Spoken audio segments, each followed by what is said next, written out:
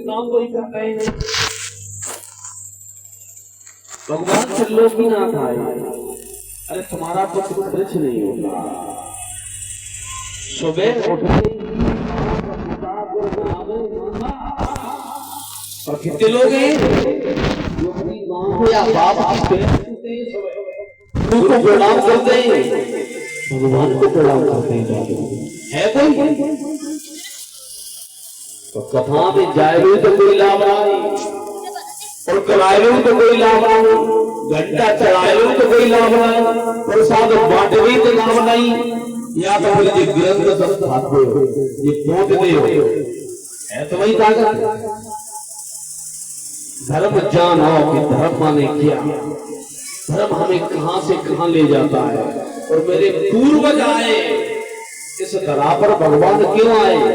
तो तुम भाड़ा देता हो नहीं, तो तुम्हें नौकर है। हाँ, भक्तों के नौकर है वो। भक्तों ने जहां जहां उन्हें बुलाया, जहां जहां नचाया, तो उन्हें नाचना पड़ा, उन्हें जाना पड़ा। और तुम्हारी सहायता के लिए, तुम्हारे सहयोग के लिए, मानव का कल्याण करने के लिए, दानवों का नहीं। एक बात कही, भगवान ने संकेत दिया, जब मानव की सृष्टि की तो उसमें दानव भी है, देवता भी है। तीनों ने प्रार्थना की, बोले प्रभु हम तो कुछ जानते ही नहीं, हम करें क्या? तो बोले मैं बताऊंगा, 52 अक्षरों में एक अक्षर में एक शब्द देंगे, यदि समझ पाओ तो ठीक है, ना तो जाना। बोले भगवान हमें कोई तो संकेत दे दो जिससे हम अपना जीवन चला सके, हम जी सके, हम तुम्हें भी प्राप्त कर सके उस जीवन। बोले ठीक है। तो उन्होंने सिर्फ एक शब्द दिया, दा। बोल दिया, बोले दा। अब तीनों क्या समझ गए? देवताओं से पूछा तुमने तो समझा? बोले भगवान बिल्कुल समझ लिया। क्या समझ लिया? बोले हमें भी अपनी इंद्रियों का दमन करना चाहिए। जो हम सुंदर सुंदर अप्सराओं के साथ नृत्य में लगे रहते हैं, हमें भी इस संसार की तरफ देखना चाहिए, इनके कल्याण के लिए कुछ सोचना चाहिए, अपनी इंद्रियों का दमन करते हुए। उन्होंने कहा बहुत सुंदर, जाओ तथास्तु, तुम्हारा ध्यान संसार की तरफ रहे। मानव से कहा तुमने क्या समझा? बोले भगवान हमें भी संकेत मिल गया, संसार में हम रहेंगे मानवता से, लेकिन मेरे जीवन में सबसे पहला कर्म और धर्म है दान करना और दान कराना। उन्होंने उनको भी कह दिया तथास्तु, मेरा पहला धर्म पहला कर्म है सेवा करना और दूसरों पर कराना, धन देना। जो भी बन जाए धन क्या, जो भी व्यवस्था है उसे दान में देना ही सबसे सर्वोपरि कर्म और धर्म है। दानवों से पूछा तुमने क्या समझा? जो लोग बुरी वृत्ति में जीते हैं, जो दूसरे की व्यवस्था के लिए घूमते हैं, दुराचारी, उनसे पूछा तुमने क्या समझा? बोले प्रभु मैंने भी समझ लिया, हमें भी जीवन में दया करनी चाहिए। जब ये सृष्टि चल रही है, सृष्टि कोई ऐसी बात नहीं है, सृष्टि को चलाने वाला भी कोई है, वो तुम्हारी देखभाल करने वाला है, तुम्हारी रक्षा करने वाला है। जैसे रक्षा गोस्वामी तुलसीदास ने लिखा, जीव राघव मातारी तुम पर कृपा करते भगवान, जैसे माँ करती है वैसे ही तुम पर कृपा अपने सीने से लगाए रहते हैं। तुम्हारी हर पल उन्हें चिंता रहती है और तुम्हें कोई चिंता नहीं, तुम्हें बताने पर भी कोई चिंता नहीं, कोई कुछ भी करे कोई फर्क नहीं। क्यों नहीं?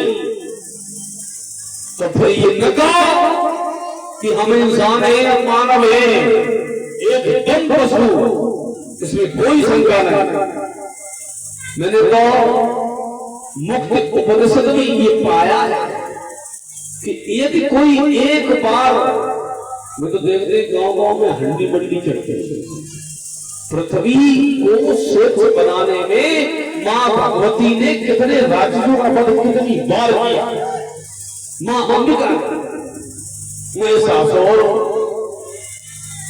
धूम्रलोचन चंड मुंड शुंभ निशुंभ जाने कितनी मानो दिग्गज राक्षस जिनके चलने पर पृथ्वी की कंपा करती है। उन्होंने आकर के इस पृथ्वी को सुंदर स्वच्छ बनाया, नदियों को स्वच्छ बनाया।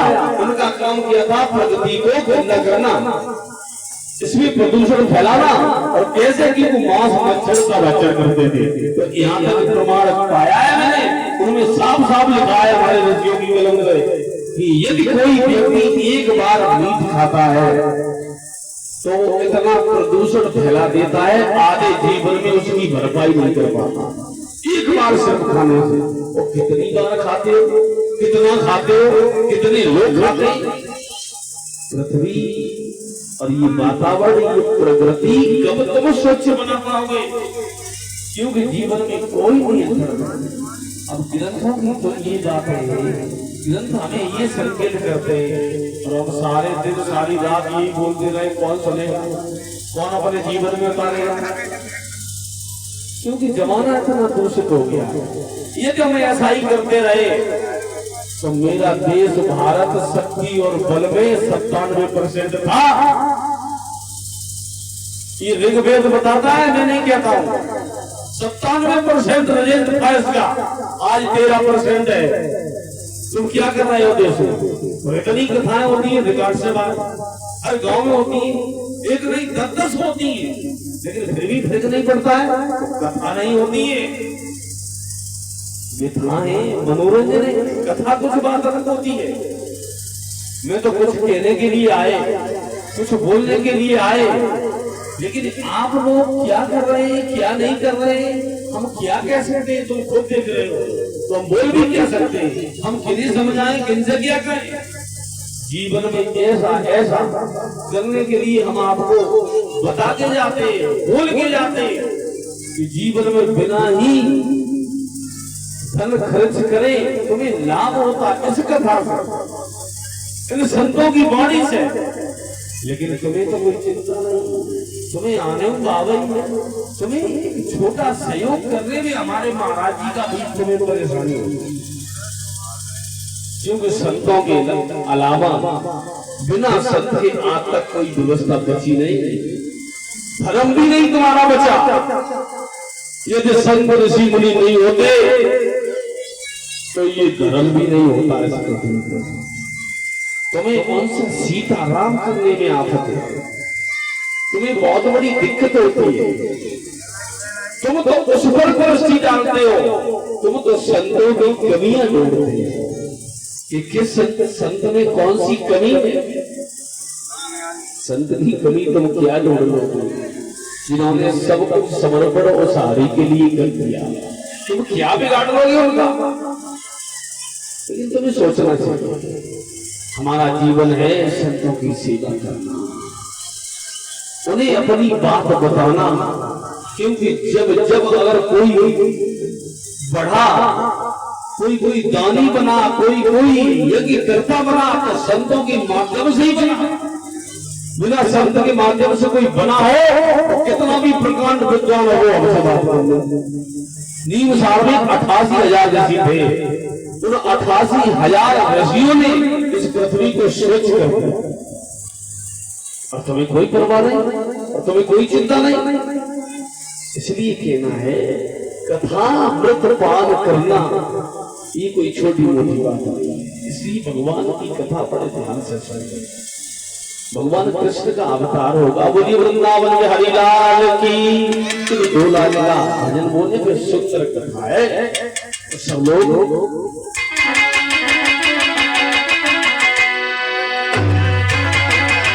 ताली बजाते हुए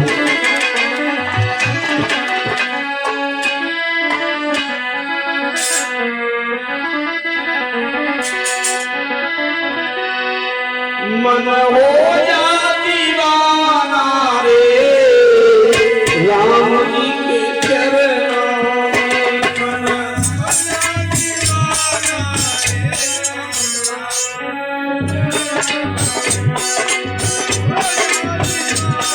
रे